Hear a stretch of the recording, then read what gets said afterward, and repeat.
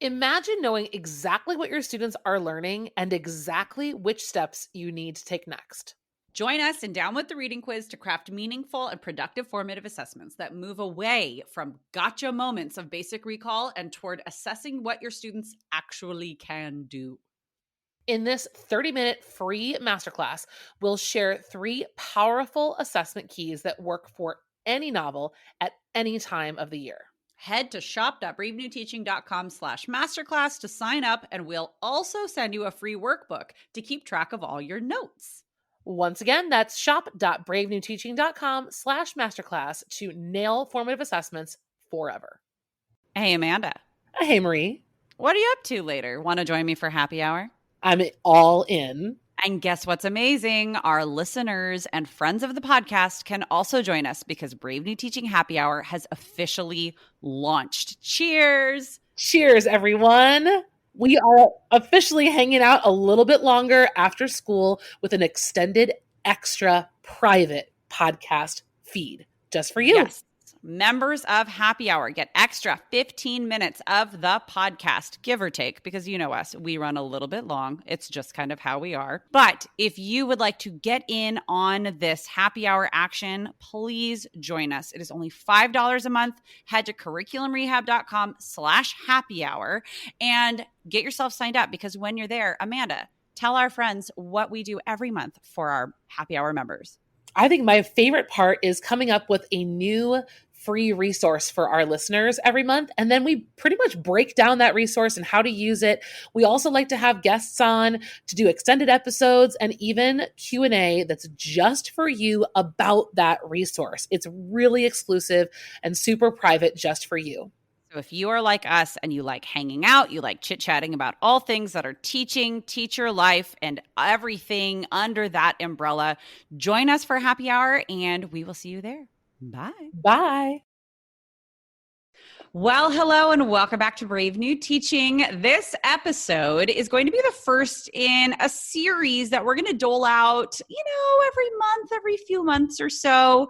We're going to start focusing on some different heritage celebration months as kind of like a foot in the door, a foray into how we are celebrating these different diverse cultures in our classrooms all year long.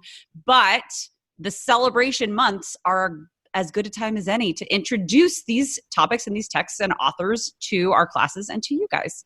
Hi, Amanda. Hey, happy Hispanic Heritage Month. Woo! I'm so excited that it's almost September. It is September. It is By the September. time this comes out, it is September. Yes. But when we are recording, we are mere days, nay, hours from September 2020. In Chicago, what that means is like the city is gearing up for some mad parades, lots and lots of fun festivities. We have a very big Mexican population. We also have a very big Puerto Rican population. Mexican Independence Day comes up in the middle of the month.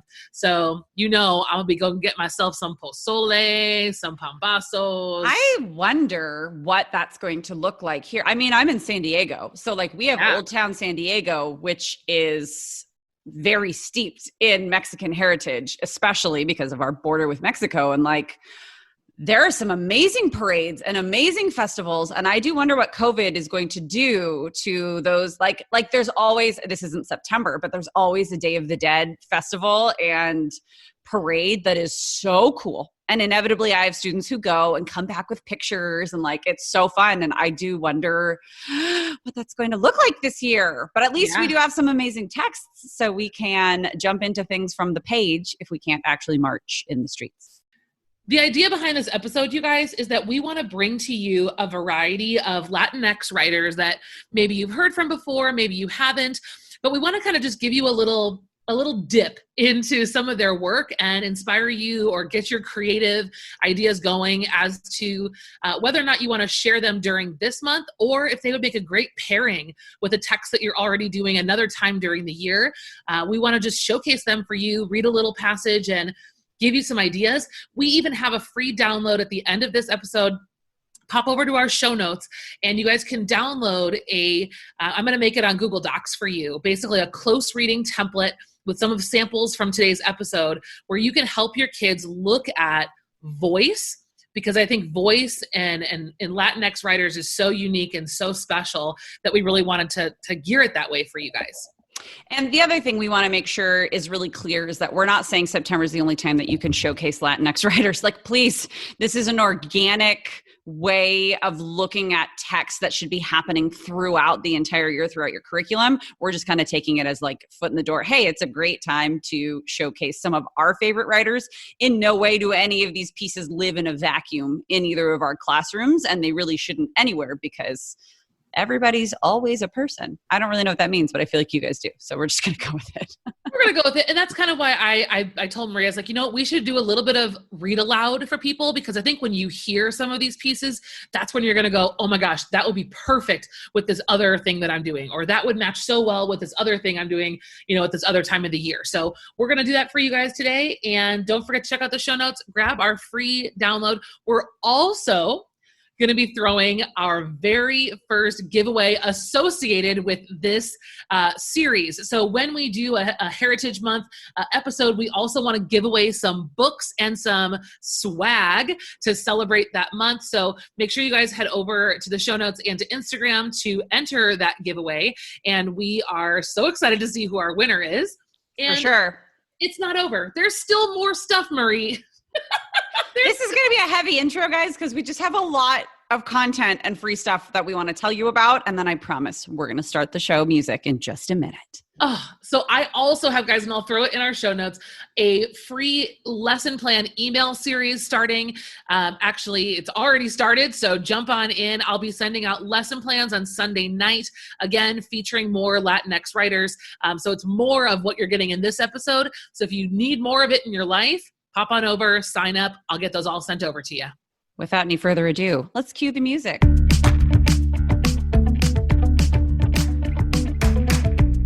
You're listening to Brave New Teaching, a podcast for educators challenging the status quo. I'm Amanda, and I'm a high school English teacher in Illinois. And I'm Marie, and I'm also a high school English teacher in Southern California. We're so glad you're here. Enjoy the show.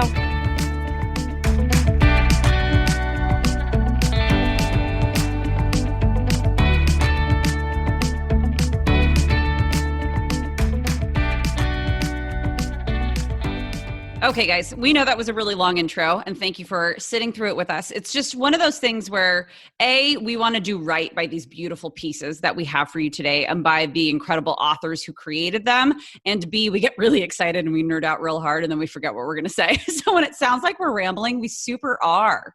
Yeah, that's what's going on. So as Amanda mentioned, we do have a giveaway that is going on as of the day that this episode goes live. The giveaway opens, and you're going to get some cool swag, maybe something that has Brave New Teaching branding on it, but also the 2 novels that I mention that we're talking about in this episode are going to be included in the giveaway. So make sure that you listen up. But before we get into longer pieces, Amanda's going to start us off with an older but a gooder. Oldie but a goodie. I was trying something. It didn't really work out. Save me from myself, Amanda.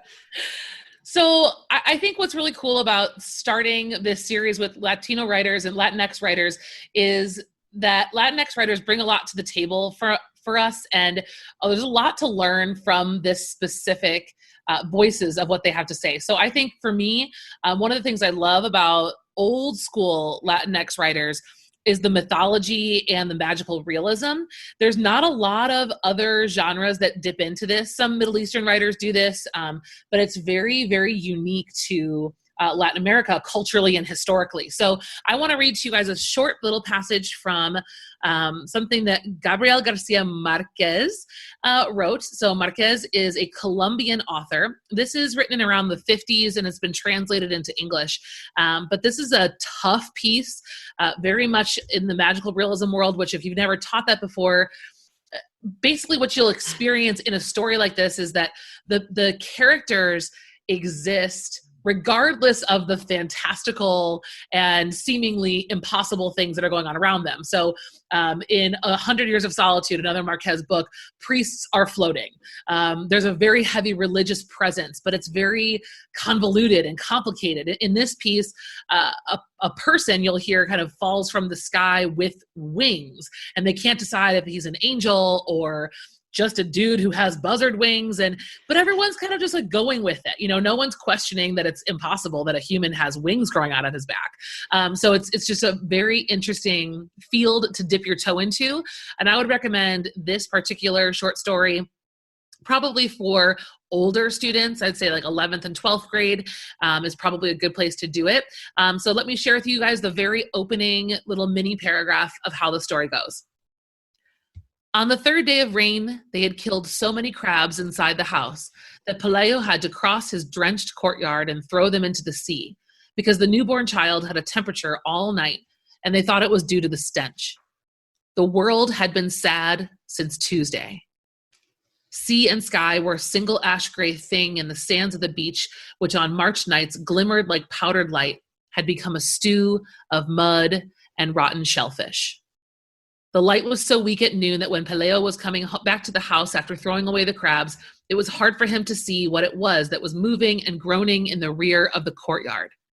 He had to go very close to see that it was an old man, a very old man, lying face down in the mud, who, in spite of his tremendous efforts, couldn't get up, impeded by his enormous wings. And that's how the story starts. And it's pretty short, actually, Marie. So if you're thinking about like class period time, this story, probably to work through it with kids, would take one class period, I'd say. And it's one of those too that like it's really high level, but Yes. because of its brevity, you can dig in, right? Like, so if you wanted to really dig in, if your students are not AP or honors, like, or just really high level, you could dig in over a couple of class periods, right? And then like let it move forward. The other really cool thing about, I think Amanda already mentioned it, about the printable, like manipulative that we have for you guys, for your students to work through voice, that's available in our show notes to this episode, is it also has with it some exercises that students can do in developing their own voice. And that could be like a great foray into that. Yeah, this one I would totally use looking at syntax. I mean, I love that sentence. The world had been sad since Tuesday. I know, it's period. It's so good. Yeah, that's just it's so short. I know. I love showing sentences that are like so short, but so full. The world had been sad since Tuesday. I mean, the world had been sad since March 17th. I was just going to say since March 13th. Oh, gracious. And even before. So there's a little Marquez. That's definitely on the spectrum of what we're going to give you. Probably the most old school. And probably the most intense, I would say. Yes, and layered back into the cultural piece of Latinx writing, for sure. So I have for you an extremely new novel. It's called Mexican Gothic by Silvia Moreno Garcia, and it is delightful. Like, it's just lovely. I think it was in Book of the Month a couple months ago or something like that. If you saw that come through in your social media feed, it was the one that made me almost pull the trigger on getting myself a Book of the Month club. I'm so glad that I actually bought it separately because it's just gorgeous. It's about a debutante who she lives in Mexico City, and she's sent away to come to the aid of her cousin who has been married about a year and who lives with her new husband out in like a rural mountain town. And that's about all I'm going to give you here because it is kind of creepy, kind of eerie, spooky, so good though. And what I love about it, and the little paragraphs that I'm going to read, they make this really cool, like I would look at these paragraphs, just a quick little short, close read, looking at like juxtaposition and looking at setting and looking at figurative language. And it's when our main character, Noemi, is like going up in a train into this town where she's going to see her cousin, who she hasn't seen in a year since her wedding, and they like grew up together. So it's the beginning of chapter 2. It took her a while, therefore, to realize that she was headed into a forest. For El Triunfo was perched on the side of a steep mountain carpeted with colorful wildflowers and covered thickly, with pines and oaks. Noemi sighted sheep milling around and goats braving sheer rock walls. Silver had given the region its riches, but tallow from these towns had helped illuminate the mines, and they were plentiful. It was all very pretty. The higher the train moved and the closer it got to the town, though, the more the bucolic landscape changed, and Noemi reassessed her idea of it. Deep ravines cut the land, and rugged ridges loomed outside the window. What had been charming rivulets turned into strong, gushing rivers, which spelled doom should anyone be dragged by their currents. At the bottom of the mountains, farmers tended groves and fields of alfalfa, but there were no such crops here, just the goats climbing up and down rocks. The land kept its riches in the dark sprouting, no trees with fruit. The air grew thin as the train struggled up the mountain until it stuttered and stopped. I just love the intense shift. Immediate on a dime, boop, and now we are somewhere else. No longer in a nice little alfalfa town. Now we're in the creepy dark mountain. Yes. Love it. So tone, that's a great way to teach tone and mood. That's awesome. It's super moody. It's, and there's a very clear author's voice, right? So I'm a big fan of this one. And it's not YA, which is generally where I lean. It's adult fiction. So it's a bit more literary. And so there's just more to dig into. So. And just to kind of bring this all back to generally Marie and I, our philosophy in teaching, and if you guys have taken curriculum rehab or you're with us over the summer as we talked about a lot of these things, remember, we really think it's beneficial for teachers to think about their units in terms of concepts and skills and the big picture, and not feel like you have to do a 6-week unit on one novel. And when you can kind of zoom out and say, this unit, we're focusing on this essential question, it makes space for a mini lesson like Marie just read to you to focus on the skill of what the author's doing. And it also gives kids an authentic way to experience more text, more variety, more diversity, and so many more voices can enter your room than just the 3 novels you've prescribed. Absolutely. And so the old way of doing things is not necessarily the bad way, because I think whole class novels are super important, but making room and giving yourself brain space to incorporate other things is really critical. So I'm going to share my next piece with you guys. I'm actually changing gears, Marie. Are you really? I wanted to share with you guys some Pablo Neruda, but I think he's pretty accessible and you guys can probably get to him on your own. Every single time I start singing Rent. Pablo Neruda. He's great. Ode to a Lemon, and I can totally throw some notes in the show notes for you, because all of his odes are so fun to imitate. But if we're really going to get into the Latinx experience and Latinx voices, I want to share a newer voice with you guys. This is Javier Zamora, and he's an El Salvadorian poet, and he writes a lot about the immigrant experience. And so Marie and I are talking a little bit before the show about what is special about Latinx writers. And one of the things I think is when we hear from a Latinx writer, sometimes we're hearing stories in fiction or poetry or even nonfiction that maybe a lot of our students or people in our community are too afraid to tell. And I think it's a really powerful moment, not just for us as adults, but for our students to look at a character and discuss some of these issues, and not necessarily the immigration policy. We don't need to get into the politics of it, but we can get into the human side of it. I was just going to say, we can get into the humanity of it, and we can get into what is, I am a white girl from the suburbs of San Diego. So while I've been exposed to a lot of different cultures growing up, I am very much part of that blinded by my privilege until I have started doing the work to, open up and broaden my own perspective. And so I know that it is part of my responsibility as an educator to help all of my students find the tools for broadening their own perspectives. And this is a wonderful way to do so in the stories that aren't usually told. And that's something that I think it helps them, because kids' experiences are even more narrow than ours. For sure. And that's the thing. So poetry is a great way to do that. You don't need to spend 2-3 days on it, just pop it in there. So like I said, this is Javier Zamora. I'm going to read out of his book, Unaccompanied. It's really cool. This book kind of walks you through his experience of when he left home and his travels to the U.S. He's been here for a very long time. He's actually featured right now in Library of Congress as one of the authors that Library of Congress is celebrating. And this poem is called Seeing Your Mother Again. And it goes like this. If you could cup your ears against all I've said, ants inside me, a disturbed mound. Mama Patti, those years you weren't there, I throw at fronds. So I drink what I've been wanting. your 24th birthday. I bought you a coconut and carved your name because women become cracked. But no, eventually they lick us. We open our eyes, drag ourselves out of our shoe boxes. Tails down, forgiveness is a lizard squirming. Mama Patti, feed it to me. From your salt on my cheeks, I know. You read all my letters. Machetes cutting husk. So he's got this really cool, dreamy, like back and forth, like moment between him and his mom and leaving her behind and what she's doing, what he's experiencing. There's poems in this book. There's one that's really cool. It's called Doctor's Office, First Week in This Country.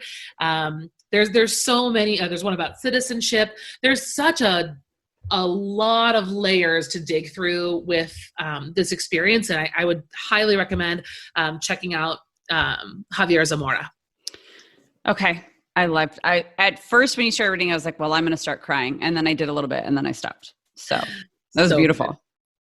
The last piece that we have today is from another contemporary. This is a YA author, Elizabeth Acevedo. I freaking love her. This is from one of her latest is this her very latest novel? I think it might be. Yes. Her latest piece, Summer. Mm-hmm. Clap When You Land. Which is written in verse, and it goes back and forth between perspectives of two girls who are sisters but don't know it until the plot unfolds. So the very, very beginning, it begins, I know too much of mud. I know that when a street doesn't have sidewalks and water rises to flood the tile floors of your home, learning mud is learning the language of survival. I know too much of mud. How Tia will snap at you with a dish rag if you track it inside. How you need to raise the bed during hurricane season. And it goes on and on and on. And it's just like you get a very clear picture of where this what am I trying to say? Voice. No. Where the story's going, the voice. Where the story's going. But yeah. Where this character, oh my gosh, I couldn't think of the word character, is physically where they are coming from and where they have grown up. And the coolest part is then it like flips, right? Like then it flips perspective and you get to see somebody else who's grown up in a completely different environment with a completely different perspective. And yet they have this like really intense connection, which is a family connection. And it's really cool. It's beautiful. So yeah, I think that we've only given you guys a little taste. Barely scratched the surface. We just wanted to jump into some things that we are really excited about right this second so that you can start seeing how, and maybe like Amanda said at the beginning of the episode, maybe start hearing some ways that you can infuse just little pieces of different texts into your classroom. And I know we gear a lot of this towards ELA, but it doesn't always have to be ELA. Like there are themes that happen in all of our content areas that hearing human stories always has a place. At least that's what I think, but maybe that's what makes me an ELA teacher. So once again, none of this lives in a vacuum. It's just a great time to introduce it all. And we're going to be coming back with more episodes. This is just the first in our series. Yeah. And just to give you guys like a concrete example, if this helps you, and then we'll sign off, kind of to go back to what we said in the middle of the episode, if you're able to structure a unit around a question, like what are the forces in the universe that create my identity?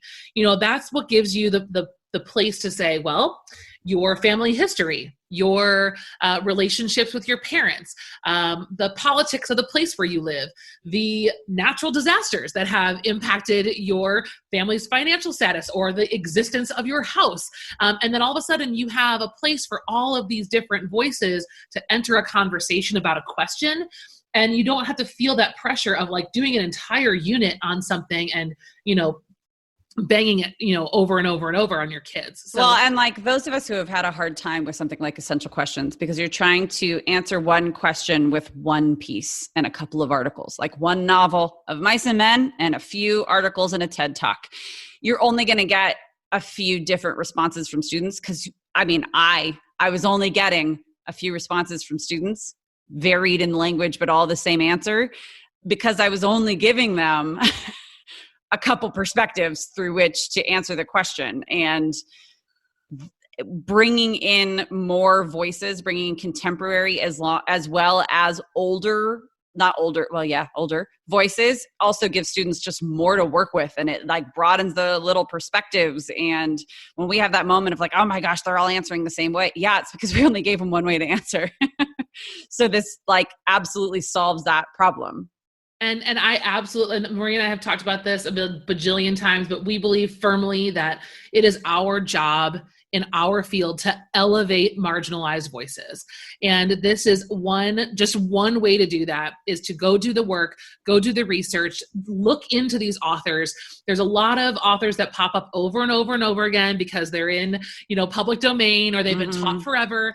And there's nothing wrong with that. But it does take work and time to discover, read, absorb, and figure out who these other authors are, what they have to offer, and how they can be an important voice in your classroom. So don't feel like the work has to be just in novels. Like I said, we can just be pulling passages and start with what we have for you. So head over to bravenewteaching.com, take a look at the show notes, download what you want, join my email series, enter our giveaway, do all of these things. It's just going to help you become a more well-rounded teacher.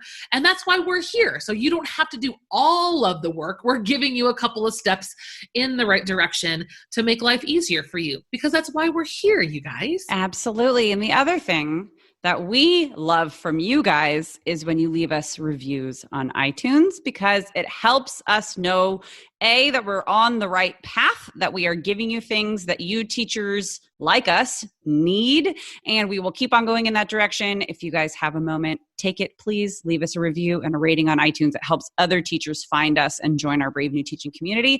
And with that, we are going to have to say, we'll see you next time. Have a wonderful day, and thank you for listening.